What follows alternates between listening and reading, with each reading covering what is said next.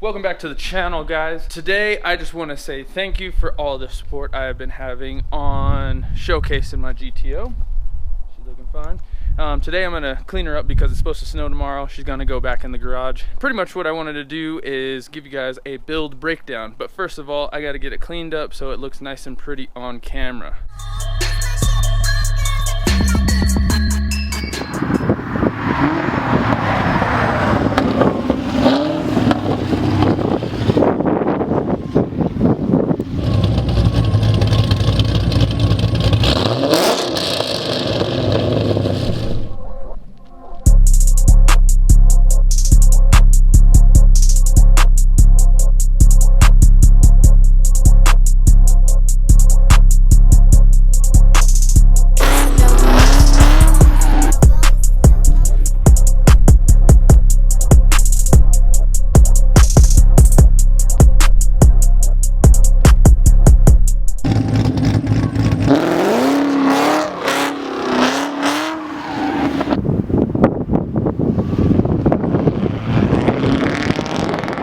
See what I tell you guys, I told you it was gonna snow. So now the car is in the garage and I'm gonna break it down for you. I get a lot of questions from you guys saying, what is your setup? Because a lot of you guys are new, so you haven't been following from the beginning, and that's totally understandable. So I'm gonna give you a full breakdown on what I did start to finish with the GTO. All right, so let's get started. I bought the car 2015. It was a 2005 Pontiac GTO, 6-speed manual, completely stock, even down the radio. There's literally nothing done to it.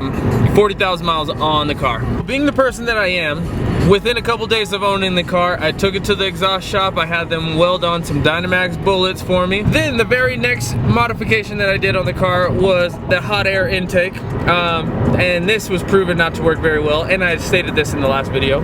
Fast forward a month or two months or so, I end up getting the TN H-Tech lowering springs. So I put the car on lowering springs. Fast forward again to Christmas time, me and my wife on eBay found some headers for on sale. It was like $250 cheaper than what the sale price was. So this little trick I do all the time every year is all my change, if I'm ever using cash, and whatever change I have, I end up putting it into a jar and then using that change for some sort of modification at the end of the year. This particular first year I bought the long tube headers for the car, and that was awesome. That was a great buy. So they are OBX headers. Like I told you guys, they are OBX headers. They're 1 3/4 with a 3-inch collector, and these ones were the non-catted. Okay, so me and my wife are having a conversation. I don't remember if I did wheels first or the cam first, but we'll just say I got wheels. Pretty much my first set of wheels. So I did the ESR SR01 wheels on the car. They were a plus 30 or a plus 35, and then I did a 245 on all 4 corners, mainly because I was kind of into the stance slash fitment at the time, and being in Colorado, cars up here, especially NA, don't put down the power the same as if we were at sea level. So that was one of the first things I did. So all right, next on the agenda was the cam. So I went with a TSP 228R cam because me personally, I do a lot of research, so I was reading a bunch on the cams and a lot of people talking about cam surge and all this, much as if, or what you guys are going through if you're new to the GTO game or the LS game or engine building in general. You read all these stories about people going too big a cam and it surges, blah blah blah, whatever. So I went a nice in-between cam, went with a TSP 228R cam, dual valve springs, tie retainers, everything that's involved with the cam swap. That's what I went with. I was hype at this point.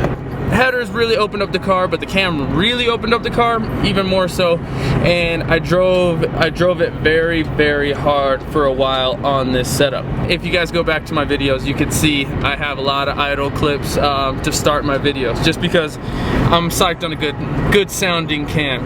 Now the 228R cam is still in there to this day.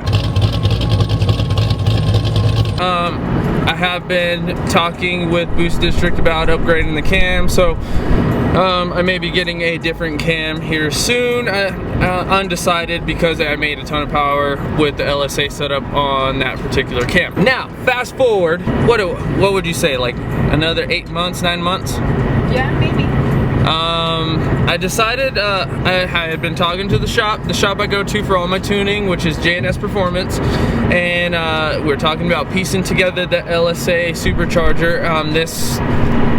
This was before I really knew about Boost District or any of the kits available.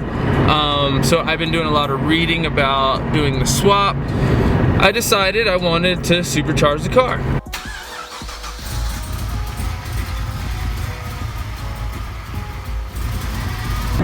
Now we get the supercharger. I piece it all together. I have videos on all of that, so I'm not gonna go into it. Piece it all together, we get it running.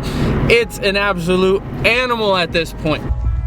So Trey just got his car back, supercharged, and he's trying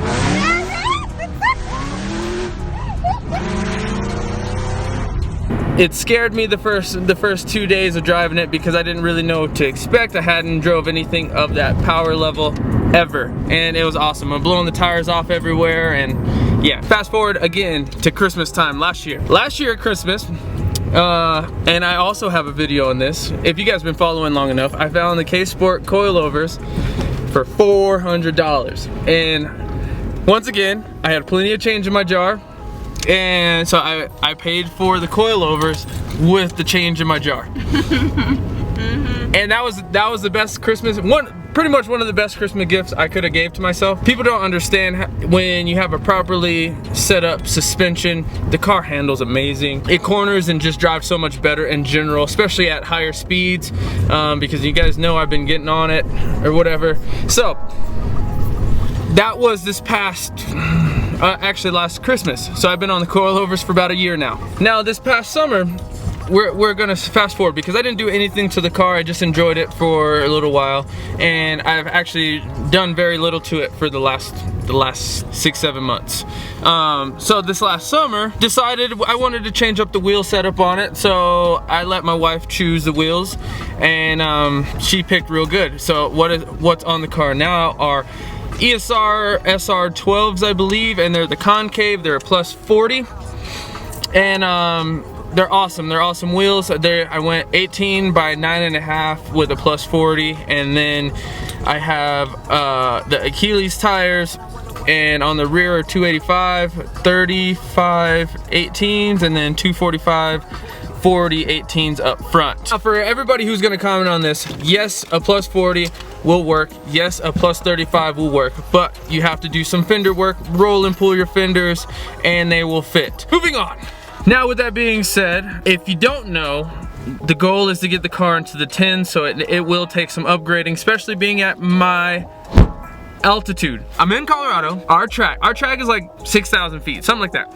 The GTO at our elevation, it dynoed in at 630 horsepower thanks to Shane at J&S Performance, and that was at I think 7.5 PSI, and yeah, so it should get down pretty good. I gotta put a radial on it. I gotta put a drag radial on it to really get my 60 foot down, and I probably should really invest in a one-piece drive shaft and a spare axle, so in case I break something at the track, I could still drive home, because I don't have a truck or a trailer, and that's the deal. You guys know the goal for the car is just to get in the 10s. If I go a 10.9, I am happy. I believe with how it's set up right now in street tires, I'll probably do like 11.5 or something, mid 11 quarter for sure, based on how I drive it. But I would like to get in the 10s just to say I own a 10-second car, and we'll probably leave it at that for a little while. Now to get this 10, what I'm gonna try to do is we're gonna try to take some weight out the car. So when I run it at the track, I probably will have no passenger seat, no rear seat, no jack, no spare tire, nothing in the trunk. We're trying to get it as light as possible so it will run that quarter mile a lot easier. Now, I had never planned on making this car a drag car. It's definitely a street car that I'm gonna just take to the track here and there and just enjoy it. I do know I enjoy the crap out of it all the time on the street, so that is the deal. Now maybe on the Beamer I go all out. I have considered putting the LSA on the Beamer. I'm still learning how to drive the Beamer because it is way lighter than the GTO, especially in the rear end. so it's a lot different animal to drive. But we'll see what the future holds. My wife wants me to put these seats in this car, but I'm just being lazy. I'm trying to go fast, you know what I'm saying? I like my lazy boys. You like my lazy boys? You lying? She really wants me to put some seats in there, and I agree with her. And I also want to do the steering wheel and stuff. There's all kinds of stuff I want to do. It'll be never ending if I did everything I actually thought of. So, huh, BBs? Like a full-on car. Yeah, it'd be full race car, full cage, tube chassis. It'd be one of those LSX 454 bottom ends, crazy supercharger setup. What is it? Full 85, dual injector per piston. It'll be absolutely nasty. I'm just gonna end it right there. We'll see you guys on the next video. Hopefully I have some parts in by the time I film this next video, and I'll show you what's going on. Ain't that right, girl? Yeah. Tell them what to do. Subscribe. And hit that bell notification. Let us know you like us. And also hit that like button if you want to see her in more videos. We got to get her drifting.